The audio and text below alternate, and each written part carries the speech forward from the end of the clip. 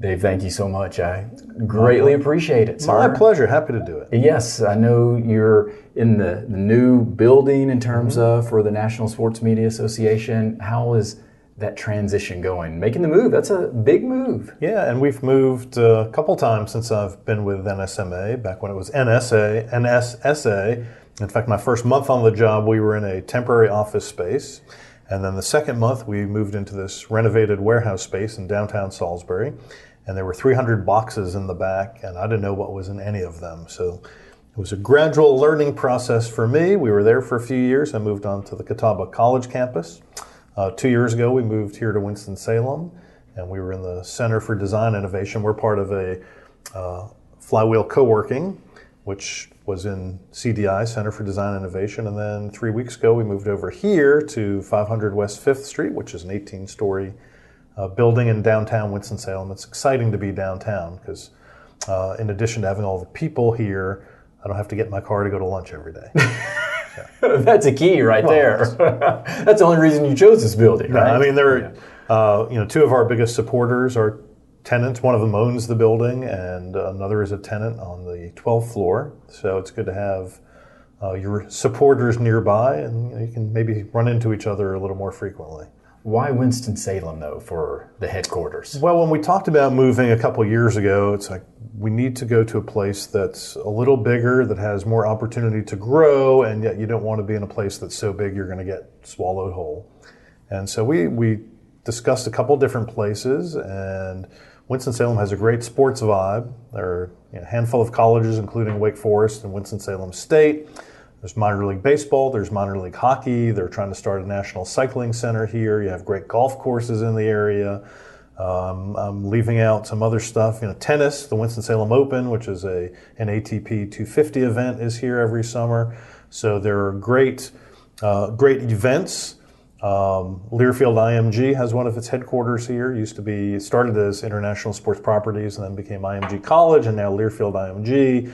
So they have studios a couple blocks away. So everything seemed to dovetail very nicely. Yeah, so it's a sports hub in this it area. is. Even though a lot of people, I don't think they would realize that. And because it's not like a Charlotte. It's not like Atlanta or something. Yeah, Charlotte's an hour and a half away. Atlanta's a 5-hour drive. Greensboro's a half hour. Raleigh, Durham, Chapel Hill, the Triangle is an hour and a half to an hour 45 away. So everything is within easy driving distance. Now, obviously, sports being the hub of everything, it's the national sports media. What about you, though? When did sports become the hub for you? Oh, from an early age. I mean, I loved it. Like how early? I mean, what was your first memories of? Probably 6 or 7. And I think it started because I got into reading the newspaper as a child, and the sports section just held. There was something about scores that was fascinating to me. Went to my first Major League Baseball game, 7 years old. First NBA game, day after Christmas, 7 years old. First National Hockey League game, 8 years old. First NFL game, probably 10. And I grew up about an hour southwest of Boston. Yeah, so you were in a sports town. In a sports town. In general. And mostly pro sports, and it's almost flipped on its head where it's more college sports than pro sports now. So I still have on my phone pictures from, and I have them at home, my first program from my first Boston Bruins Detroit Red Wings game. So I saw Bobby Orr against Gordie Howe, my first NHL game. Boston Celtics, San Francisco Warriors, day after Christmas '67. I don't have my first program. It was Tigers Red Sox at Fenway in 1967, which was the year the Red Sox went from 10th place the year before to winning the American League pennant. And I think a bunch of those events, the Celtics were still good, winning championships when I was in my wonder years, 7 to 12 or whatever. The Bruins won their first Stanley Cup in 30 years. It was Mother's Day 1970. I just turned 10. And the Red Sox won the pennant when I was 7. So those, and then listening to the announcers of those teams and watching the games, I became interested in how they did what they did. Yeah, now you have a knack for remembering all this stuff, because I can't remember almost like if I washed my hair the other day when I'm in the shower. I would say my long-term memories probably better than my short term. In fact, I was a little surprised when you asked me what I had for breakfast earlier that I remembered. So, it's amazing the details you can remember from 50 years ago. Yeah. Are you a guy that can remember stats like that and pull up? I used to be. I don't know that I'm as good now. In fact, I would honestly tell you that I probably knew more about sports and stats and all those things as a high school senior than I did after 24 years in TV sports, where you're getting paid to know that stuff. I mean, I think where it's your job, you should know it. Well, right? Part of it is when you grow up, you get married, you have kids, you can't spend 100% of your time focused on sports. So that's right. That was my rationalization anyway. Yeah, it gets to a point where, like what I say, my hard drive, it's full. Right. I mean, I can't retrieve, there's only so much data that can go in. Something's got to come out. And unfortunately for me, some of the sports memories that I have, now I remember them, but pulling the exact statistics and dates, that's where I'm a little foggy, from that perspective. But I was the same way in high school, especially basketball. I mean, I could remember stats. Now, fantasy, that can play a big part of remembering stats because I ran a fantasy basketball league. Never been involved in any fantasy sport. Never. Why not? Just my stock line is if it's something to do with fantasy, it has nothing to do with sports for me. But it is reality though. It is. Just never interested in it. I don't have the time to focus on that. It is a time sucker. I would agree with that. That it does take a lot of time. I'm happy with reading anti-social screeds on social media. That's what takes my time. How much time do you spend on social media? A lot. I mean, I have typically, even at work, I have Facebook, Twitter, LinkedIn up on my desktop because we have to constantly put the word out because not everybody knows who the National Sports Media Association is, and it's a big hill to climb. To get exposure and to get the word out about who you are and what you do. Yeah. Did you embrace social media Absolutely. initially? I was, even when I was in TV, it's like anytime a new piece of hardware or software came in, I want to be the first one to learn it. I don't know if it was something I should have hung my hat on, but as the weekend sports guy, you were always the fastest editor in the shop because you had to be. I mean, highlights didn't really start coming in until 5 o'clock, and you were on at 6:20. And I always liked, at least when I first got in, show a lot of highlights because that's what people, in my opinion, tuned in to see.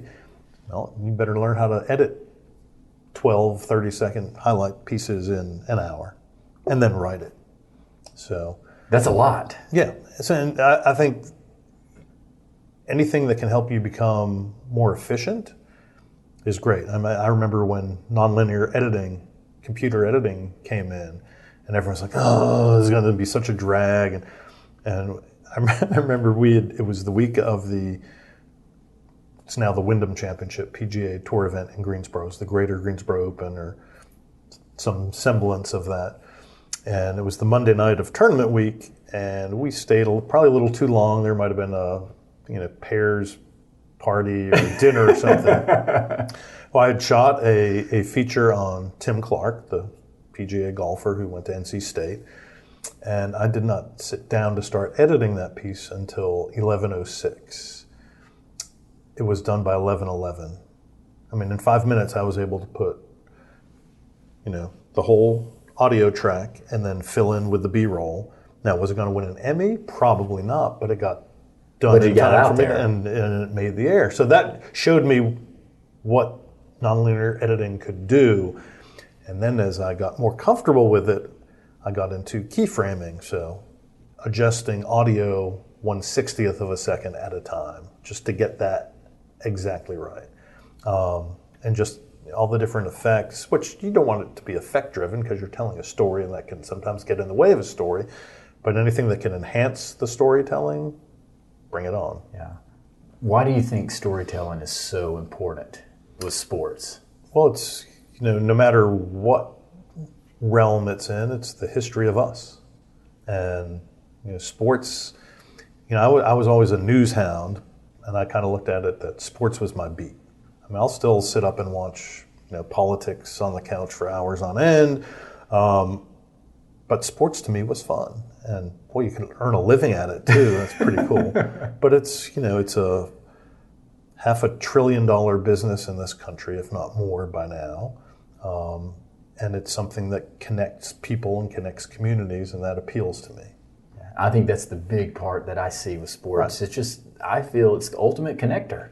Brings people together. I mean, I look back at my career and I say, would I have gone to this side of town if not for sports? Probably not.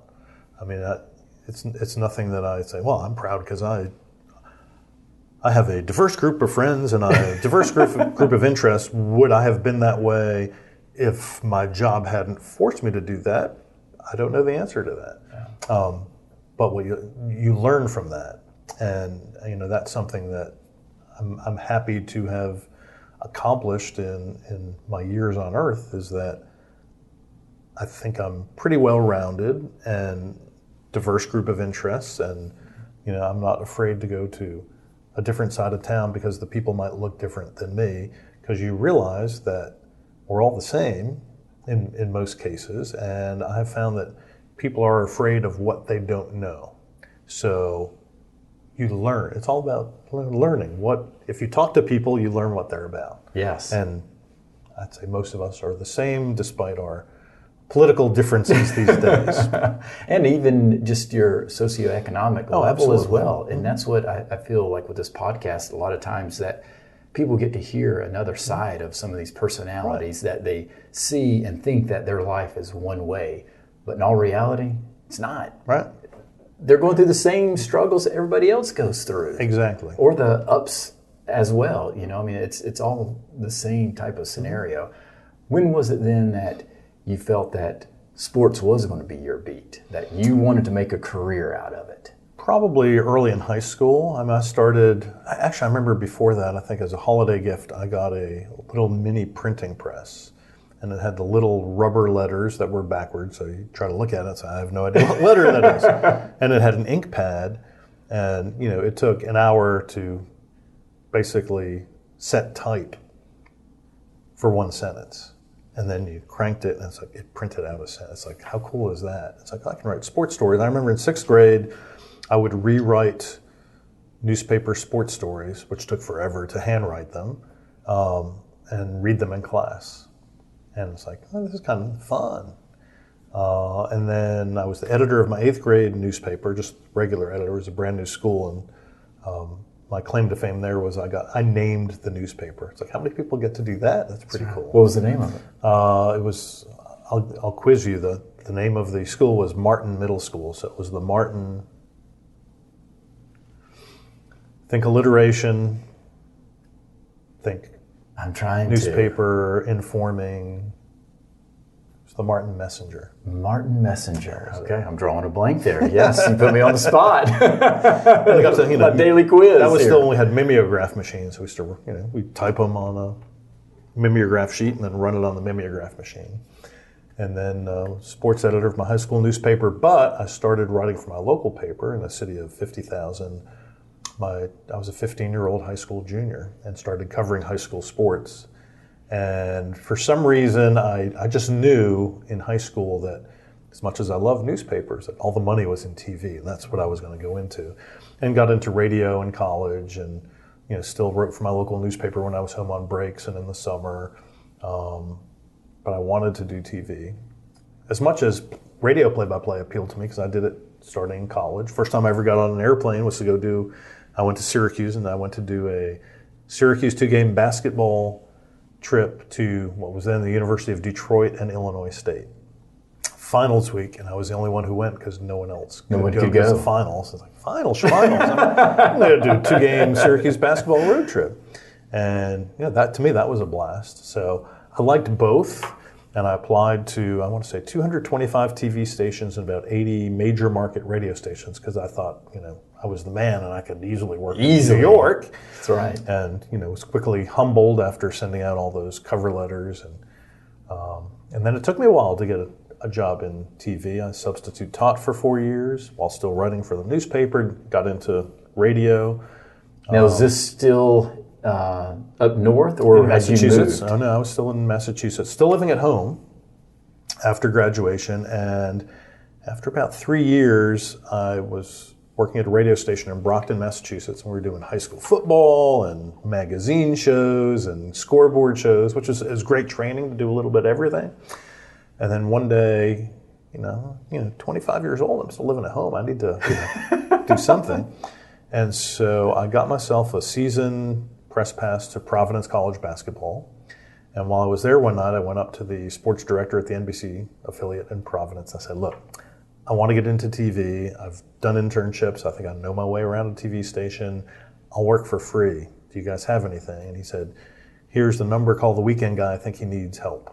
So I called the weekend guy and said, great, when can you start? Because it's free help. That's right. And I had interned while I was in college, so I knew what I was doing. And, as I tell kids now, go and show what you can do and work your behind off and don't ask for anything and volunteer to do everything.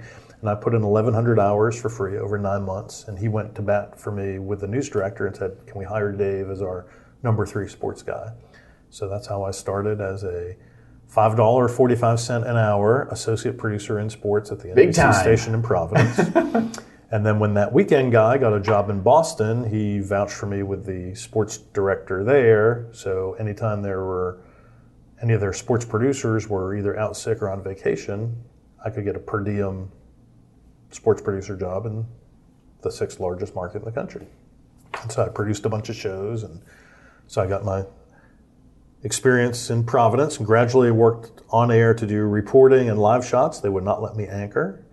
And I just wanted to anchor to have the experience of having done it. But they wouldn't let me do it. So I sent, at that time, tapes all over the place. And one of them I sent to the NBC affiliate in Winston-Salem, North Carolina. I had never really been out of the Northeast at all. And heard nothing for 4 months. And on this blazing hot day, I finally moved out of my parents' house. I was living with Mike Stanton, who was the Providence College basketball beat writer and Brown University football beat writer for the Providence Journal, who was a couple of years ahead of me at Syracuse, but I had known him. And I was living with him, and blazing hot day, and I remember the phone ringing. Hi, Dave, this is the news director at the NBC affiliate in Winston-Salem, North Carolina. You sent a tape applying for our sports director job. I didn't feel you're ready for that, but I have a number 3 sports opening. Would you be interested in that? And I said, absolutely. He said, send me another tape. And so I did, and he didn't really like the tape, but he liked the fact that once I got that call, I called the guy who got the sports director job, and I said, what do you guys cover? What kind of tools do you have? How much time do you get for sports? I guess he liked the initiative that I took. You're doing some homework. Right, and so he flew me down here, offered me a job on the way back to the airport that day, and so I was 28 years old, finally, got a full-time job 7 years out of college in TV. Started as a number 3 guy. The number 2 guy left within 8 months. I moved up. I was the weekend guy for 12 years. And then my last 7, I was the Monday through Friday guy. And when... and got to anchoring. Finally got to anchor. I started anchoring. They started throwing me a couple fill-in jobs when I was the number 3 guy. And then when I was the weekend guy, I was anchoring weekends. And that's when, it's so busy and you're editing all those tapes and getting to do it. So that's how. Was it everything you thought it was going to be? Yeah. I look, if you told me now you have the choice for the same money to be a reporter and anchor, I'll take a reporter every day. Why is that? Because you're going out and telling a different story every day and meeting new people every day. And to me, that's a blast. And to me, putting your words, other people's words, pictures and sound together in a TV story is still the coolest thing. It's like a jigsaw puzzle. And to do it creatively and make it a good story. What's the hardest part about putting a story together? Logging the interviews. It's tedious. You have to go back and listen and write time codes down so you know where those sound bites are. And the way I went about it was give me the best 3 or 4 sound bites from the person or people I'm interviewing, and then I weave my story around that. And and do a reporter stand up where you're not looking stupid. And hopefully you are bridging between sound bites or ideas or something. But that was good. A well-told story would give plenty of satisfaction. And then, Were there times where you're struggling though to get a story put together? In terms of what's the overall theme and how you want to weave that story into whatever message. Right. Yeah, I think there were, depending on, part of it was on you to ask good questions, but, there's no guarantee you're going to elicit a good response. I mean, and it might be somebody who's not so well spoken, and you still have to get something on the air. And those are the days where it's like, so then it became incumbent upon me to, either write creatively, do a creative stand-up. Hopefully, your communication with your photographer was good enough where he got you some good shots. And, we call that, if you didn't have the good shots, that's BRoll challenge. And it had to all be on you. But sometimes you could make a decent story out of, good video and good audio. I mean, that's something a lot of people didn't pay attention to was, there's a good natural sound out there. I mean, if it's a golf story, the thwack of the club hitting the ball or, rattling in the cup. And use that. I mean, maybe a fraction of a second here or there, but I think it adds to some of those little details, they add up significantly. Yeah, they do. And when you start, you probably aren't thinking of that very much. It's like, how am I going to get my story done? But as you, get experience and you grow older and hopefully wiser, then you start looking for those things, and that's where it can become really cool. Yeah. Who are some of the guys that you looked up to in terms of you wanted to emulate? I think I was probably an amalgam of a lot of people. I mean, there are a lot of people who are really good at what they did. I was like the play-by-play guys and some of the anchor, an Al Michaels and a Bob Costas, Jim Nantz, and they all have different attributes. A Marv Albert when I was younger and today. And then maybe more on the storytelling side, a Jim Huber, who started in print and then at CNN was just so good. Him. Tom Rinaldi now. And now there are so many, there are so many outlets that there's so much great stuff out there now. You can't watch it all. That's the sad part. I know there's a lot of content out there. Right. There really is. I mean, we talked about social media. That's how I get most of my content, because somebody will have a link to story, and then down the rabbit hole I go. But it's good. I mean, and then I can share it on our website and on our social pages. So. What were some of the most memorable stories that you put together? I remember one, and I found it. One of my former photographers brought me 4 of my feature tapes a few months ago, and I had them dubbed over to digital, so now I have it. I did one, it was actually a follow-up on a young hockey player in Greensboro. He was 10, I think, when we did the follow-up, who had a glioblastoma, which is in most cases deadly tumor. Had it, I don't know if he had it removed or shrunken, and the father telling the story about, it was holiday time, and at Thanksgiving, it's like, if you believe in miracles, now is the time to ask for one. And when the doctor came in and said he's cured, he's cancer-free, and the father being very emotional telling the story. I mean, emotion is what you remember. Yes. As much as I love covering Final Fours and national championship games and Stanley Cup playoffs, those are the stories that really, you remember the events, but those are the stories you remember telling.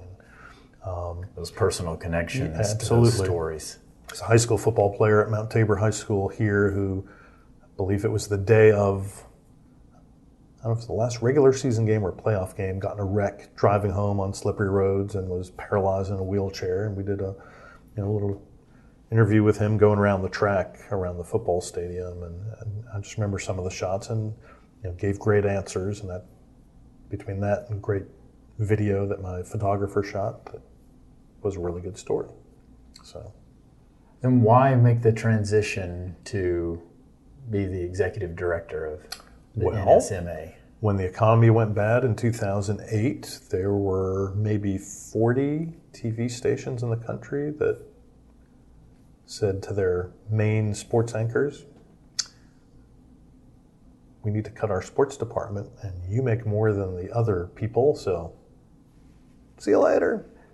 A reduction in forces. Yeah, and you must be really mad about it. It's like, well, I don't like leaving, but it's a reality of the business world.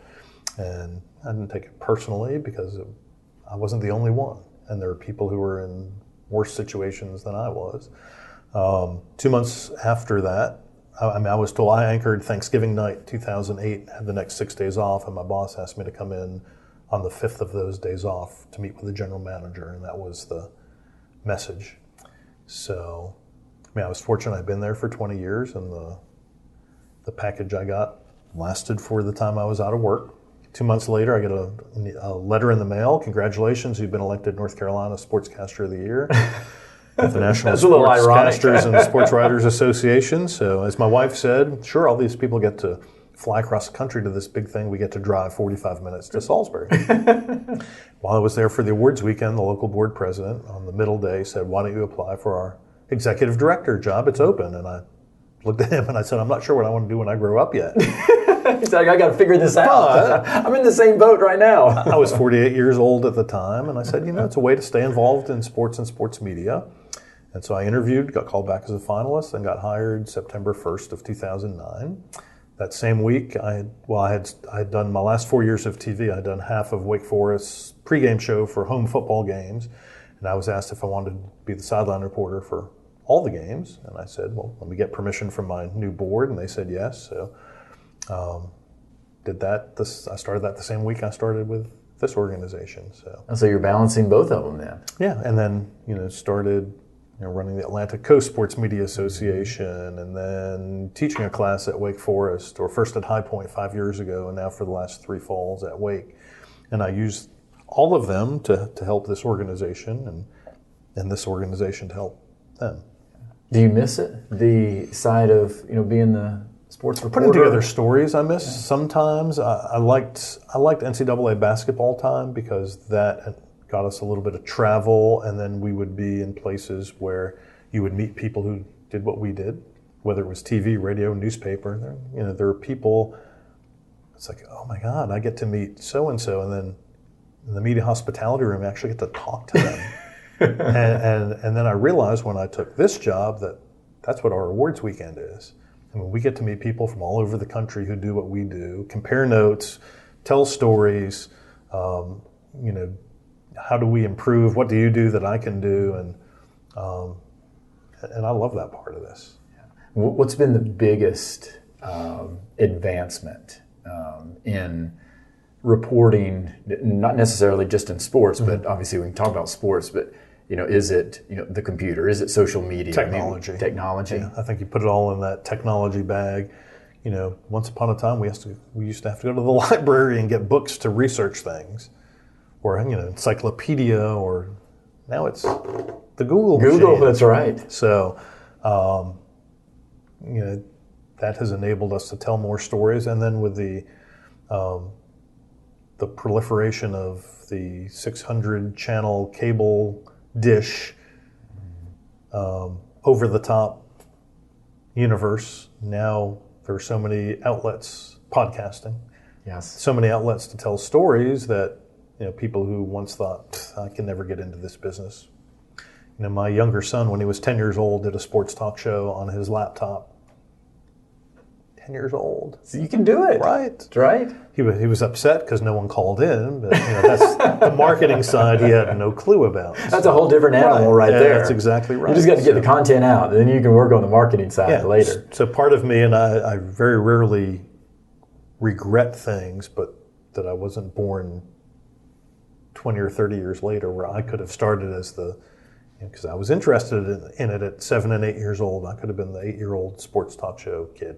Yeah, and is that why you went to Syracuse though? Because Syracuse has such a great reputation. Yeah, I started with a list. I think the list I started with was maybe 52 schools, and 52. Yeah, and I didn't apply to all of them, but that was where I started. And then you narrowed it down. And then I narrowed it down, and I visited University of Massachusetts as my safety school. Ithaca College and Syracuse, which are an hour away from each other, both with fantastic media schools. And that was a tough choice because I got into all three. And Syracuse, I had financial aid. Ithaca had none, but I was one of 35 out of over 600 applications to get in, which was, to me, that was pretty prestigious. Yes.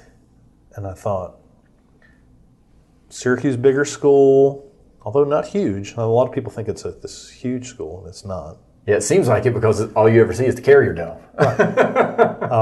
But I love the feel of the campus. I actually love both campuses. Ithaca has the gorges and Cornell right there as well, but it's kind of isolated. Syracuse is a little bit bigger of a city, and I think more opportunity to do things extracurricularly.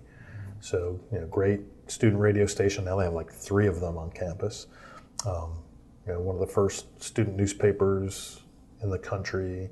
So everything was there, and great pizza place that I worked at in the last 2.5 years. It was like being at a party every night, but you're dealing with the public and getting a little bit of that, which is good for this business. Exactly. I mean, you probably didn't even think of you were doing training at that time. It's relationships, dealing with people, dealing with the public, finding out the customer's always right, even when you know they're not.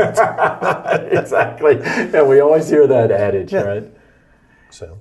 What about your role as a sideline reporter? I mean, how challenging can that be, and how rewarding? Because some people think that, it looks so easy, but I don't think it's that easy. Well, it's funny because when you're in TV news or TV sports, you are objective about everything, and everything's right down the middle. And depending on where you are, I think people are, lean toward your geography. When your home teams are doing well, I mean, I think it's a natural. When you're working basically for the team, and it's not like we don't ever criticize, because we'll say that Richmond will tell you he should have had that one. If he had that one, if he had that one back, he would have made the catch. Hit him right in the hands. We say what happened. Yes. By the same token, I think you get to know the players, and you feel good when they win. I mean, that's, we had a couple challenging, I've been there for a couple challenging 3-9 seasons where it's not a whole lot of fun. But you're there to tell a story, to, be the eyes on the field for what the guys upstairs can't see. You develop good relationships with the athletic training and medical staffs, because that's a big part of your job. And then having taught the last 3 years at Wake, I've had several of the players in my class, so you get to see them in a different light, which is cool. And then you're definitely rooting for them because they're your guys. Yes. Coach can be difficult because you're a speed bump. You're a speed bump on the way to the locker room. I think that's the most difficult part of it. It seems having to draw something out of them. Well, Dave Clawson's really good because he's such a smart guy. But he's going to say what he's going to say regardless. In my first year, I was getting a little frustrated because I would say one thing and he would say, "Yeah, but the other." Your offense looked really good. Yeah, but our defense is killing us. And I learned fairly early that first season, I don't ask a question first. I say, "Your thoughts on the first half," and let him go, and then ask a follow-up. Because like you said, you've learned he's going to go his own agenda, and then you can just expand off of his agenda. Absolutely. And then, I tell my students, A, you learn it's not about you, and B, you better have a thick skin. And it's, even when they're winning, he could, because as a coach, his job is to get the best out of his team and put them in a position to win. Well, if they're up by 4 touchdowns at halftime, there's still another half to play. And we've all seen teams come back. Yes. He said, "Yeah, but there's still 30, and now I know all that stuff, so you don't ask." I said, what are you going to tell them at halftime? What are you looking for in the second half? And ask open-ended, how would you characterize your team's performance rather than, making assumptions, because those will typically get shot right back at you. But being, 2 years ago, they were down by 17 points at halftime at Syracuse, and came back and scored 40 points in the second half and won the game. Great, probably the greatest comeback they've had.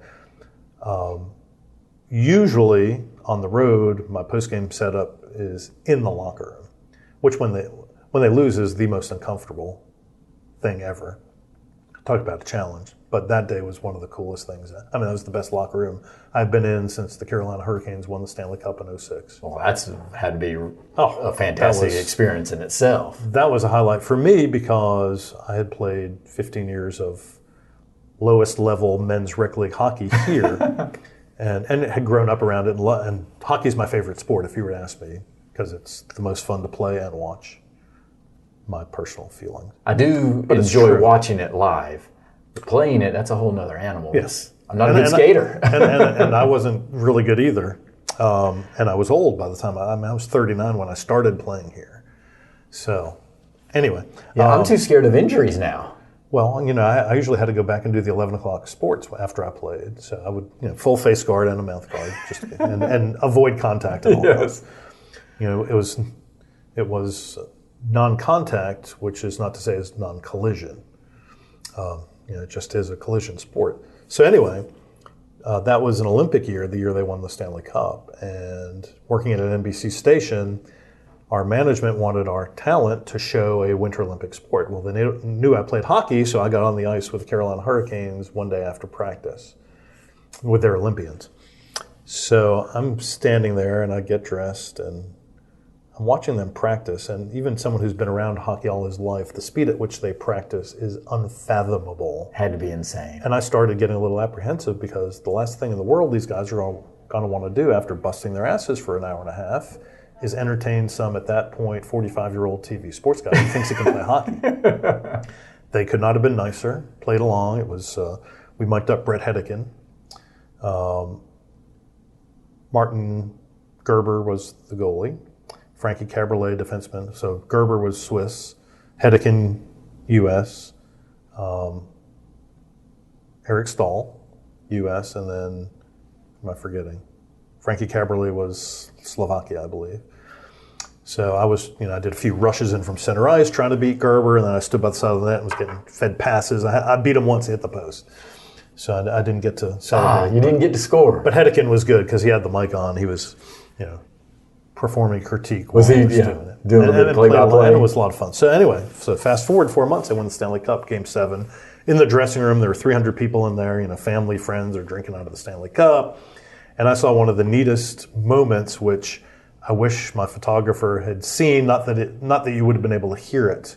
And I just happened to be standing there, but Brett Hedican, who we had mic'd up, sitting at his locker, and his fellow defenseman, Mike Commodore, comes in and sits down next to him. And Hedican just reaches out his right hand and says, "It was a pleasure to play with you this year." And I just thought that was the neatest little moment between teammates that you usually don't get to see. And so that's up here. That's right. And that's the gratification I took out of that. But to be around that was, when I was 10 years old, my Boston Bruins won the Stanley Cup on Mother's Day, 1970. So that was... Life coming full circle. 36 years later. But that was pretty cool to be in the building and hear how loud it was in the building, and then to see them celebrate. I mean, they had worked hard that year. They were a fun team to watch. If you remember, they had come back off a lockout year. And the thing I loved about it was that they opened the game back up, because for 20 years hockey was awful. And the officials started calling all the obstruction penalties, holding, hooking, interference. And now that's what I love about the game, is that it's flow. Up and down the ice, there's nothing better than that.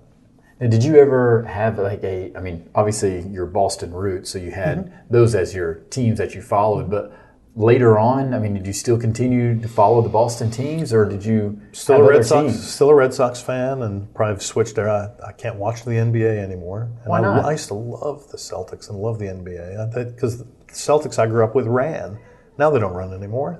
They walk the ball up and they, ISO with 4 guys on one side and set triple screens for someone to jack a 3. It's like not what I like to watch. And college basketball, in my opinion, which used to be much better, is becoming more and more like the NBA every day, and it's become harder to watch. I think I had all the fandom almost sucked out of me. Why is that? Because you have to be objective when you're in the business, right? And you appreciate what everybody does, and you don't hate teams except for the Yankees, maybe. I promise not to deface Yankee Stadium when we're there next week for the Pinstripe Bowl. I'm actually, I think, a diehard Carolina Hurricanes fan. I have become, and it's funny because I used to love the Bruins. And when they played last year, I went to one of the playoff games, and I can feel I'm a Hurricanes fan. Yeah. I love my Boston people, but I've been here now 31 years. Who knew? That's right. You're now longer than half my life. A transplant that has really become we call us planted in. Damn Yankees. We came and stayed. That's right. And then football, probably more of a Panthers fan than Patriots. Although I like watching the Patriots play. This year they've been kind of ugly to watch. But yeah, they still win. Yeah, I mean, the way their offense played was fun to watch when Brady was at his best, which was, 30 years worth, 20 years of really good football. Who's the greatest athlete you've watched? Does it include film? Because I think I'd go with, if you go all time, it'd be one of my Syracuse guys. I think Jim Brown might be the best athlete who ever lived. That's a hard one to beat. There's a black and white photo of him with a lacrosse stick, and they say he was the best lacrosse player who ever lived. All right, so he was best at that sport. You could make an argument he was the best football player who ever played the game. He ran track as well and was good. And he wrestled or played basketball. I mean, he was, like Jim Thorpe. You put him in the same category. As far as athletes that I've seen in person,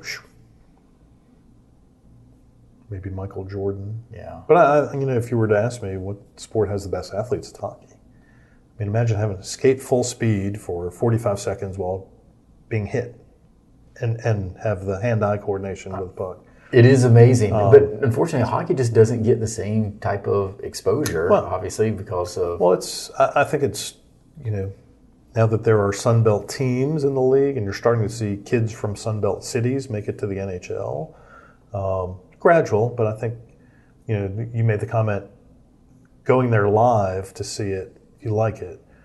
I grew up watching it on TV, so I have the mind's eye for the puck. People say, I can't see the puck. It's like, well, I don't think most people can. That's right. But I think it's way too fast on TV. I mean, based on which way the camera's going, you know where the puck is. And so that, a good hockey game on TV, I will still, still get watch. Juiced. Yeah. Okay. So. What about teaching? How much do you enjoy that? Love it. Love it. The grading part, you can do it out, right? I decided early on. I said having, and it's one of the nice things to see about the schools who will not require you to have a master's or PhD to teach, that you actually come from the industry and know what you're talking about because you've done it for 24 years. I wasn't going to give tests or quizzes because it's not important on how you memorize. Perform. I mean, it's performance. So I've done a couple of short papers, but performance projects. Play-by-play, 2 minutes.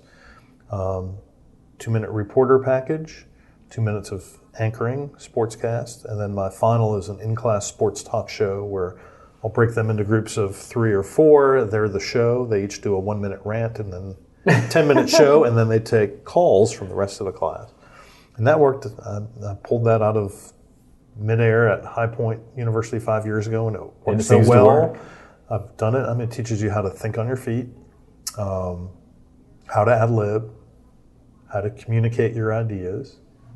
So what do you think? That's what it and most of those kids are not going to be sportscasters. So it's a sportscasting class, but it's a fun way, in my opinion, to learn how to be a confident and effective communicator. That's a good point. So what do you think makes a good sports talk show? What are the components? Probably conflict, opinions, strong opinions. Whether right or wrong, you don't have to necessarily be right. You just have to have an opinion. I've filled in on talk shows before, but I've never done one, and I wonder if I could do it because I sometimes think of myself as someone who doesn't necessarily have strong opinions because I don't think I ever know enough to make a definitive opinion, if that makes any sense. It does. I mean, I feel like there's because to have an opinion, sometimes you have to be confident with the information itself. Correct. I mean, I don't know that I'm ever educated enough on something, which I'm probably not totally telling the truth there because I probably get to a point where I'm comfortable enough. But I mean, as we've seen with fake news, fake video, you can be fooled by an awful lot. You sure can. So. What about when you're in the class? Do you give words of wisdom? I'm big on words of wisdom. Any mottos, quotes, phrases, or just life advice that you share? Well, in this business, and ultimately you're trying to make them confident and effective, but also to get them jobs when they get out. So the semester I taught at High Point University, I had back-to-back guest lecturers. And one of the things I felt strongly about was I wanted to expose them to all the different facets of sportscasting. So I would bring in a decent number of people to come and talk to them about whether it was a television news director, here's what I look like when I hire a sports person, a reporter, a play-by-play person, a color commentator. This is what I do. This is what I do. This is what I look for from. We get teacher evaluations when the class is over from anonymous students. And after my first class at Wake, one of the evaluations said, he doesn't teach the class, he just has other people come and do it for him. Hey, you're a great facilitator. So we had 16 classes. We had 8 guest lecturers, none of whom went more than an hour in the 2.5-hour class. Okay, I get it. But all feedback is helpful. So anyway, at High Point, I had Tom Wormy from ACC Network, or Fox Sports, and Anish Shroff, who does play-by-play for ESPN, came in on consecutive weeks. And they both spit out the same mantra. And we'd always heard the first 2 parts from our parents, which used to drive me crazy. It's not what you know, it's who you know. Oh, yes. I know that. They took it one step further. It's not what you know, it's not who you know, it's who knows you. So the idea there being is you go do an internship, you show what you can do, and then when maybe if that person has a job open one day, they'll say, I know. That's right. They remember. They showed what they could do. Because they know you. But that's all, that is a step higher in the hiring process, is they have to know who you are. Yes. So that's kind of my mantra. So is that your mantra now? That's one of them, yeah. And it goes, I had someone interview me. He's Canadian and does a sports media blog. And it is read, because all of your writing is informed by what you've read. Yeah, information you're bringing in. Right. Read, write, because the more you write, the better writer you'll become. And third one is network your ass off. I mean, I used to be, believe it or not, the shyest kid. I mean, I was afraid to talk to people. That would be hard to be right, correct. In your that's role. That's probably why it took me so long to get into the business, because I was afraid of saying, could I have a job? But as I've learned and gotten older, I mean, so many people are willing to help you, at least talk to you, give you pointers. That the more people, I had a professor my senior year in college who said, here's how it works, and this is pre-computer days, obviously. Call somebody up who you think might have a job or could lead you in the right direction. Would you have 20 minutes to sit down and do an informational interview? And do that, and then at the end say, can you recommend 3 more names of people who would do this same thing? And that's how you build your network. Now it's so easy because you have LinkedIn, Facebook, Twitter. So many different ways to connect. I mean, online, and you can start there. I mean, I have a ridiculous number of, I'm almost embarrassed, the number of LinkedIn connections. But I've used that to try to help NSMA. I started really using it when I was out of work, before I took this job. And then I started sending connection requests to people in sports media, sports marketing, and have continued that. So now I'm over 16,000. Wow. Are most of them going to be helpful? Will I even contact them? Probably not, but there will be some, and I tell my students and any interested student or anyone who comes here for our Sports Media Convergence Summit in the summer, go on my LinkedIn page, send me a connection request, I'll say yes, and then look at who my connections are, and then start that network. And you'd be amazed that somewhere down the line it'll work. I've become friends with people I met on LinkedIn, who I've stayed in touch with, who have come to our awards weekend, and that's how I met them. Yeah, and it is all about networking, because I have found out too, people like helping other people. The vast majority of people, I mean, there are very few people who have said no. Yeah, because at some point somebody helped them. You or helped them, right? Absolutely. I mean, if I hadn't interned when I was in college and learned my way around, and